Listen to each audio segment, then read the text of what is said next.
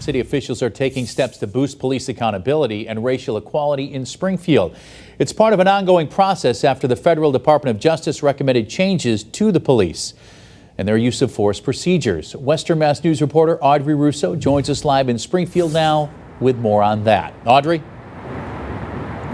The city has implemented a new computerized system for keeping records together, including records of use of force waged by members of the public. They've also made headway in their body-worn camera program and in diverting more funds to mental health services. I spoke with a lawyer representing an officer who was initially charged in a high-profile use of force case. He responds to some of these new changes tonight. What has occurred in the past should not have happened. A push for more police accountability following the Department of Justice investigation into the Springfield Police Department. The investigation was launched in part by a 2016 incident. Officer Greg Bigda of the Narcotics Bureau accused of beating Latino teens and saying, "Welcome to the white man's world." Bigda was charged in federal court and suspended from the department.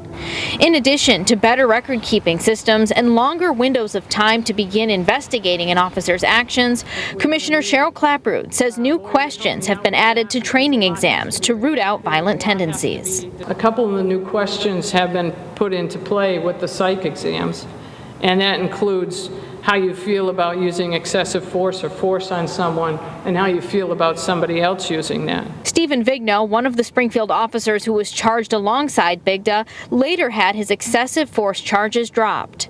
His attorney, Sean Allen, responded to the new changes, telling Western Mass News, quote, "Mr. Vigno is pleased that the government has began to use some of the data provided to them as to misconduct engaged in by the narcotics unit, including officers drinking on duty in the station, embellishing search warrant applications, and abusing suspects on drug raids to implement change for the good of the public." Commissioner Clapprood did say they're working to change their use of force policy, but says they're holding off on the chance that state lawmakers pass a sweeping police reform bill.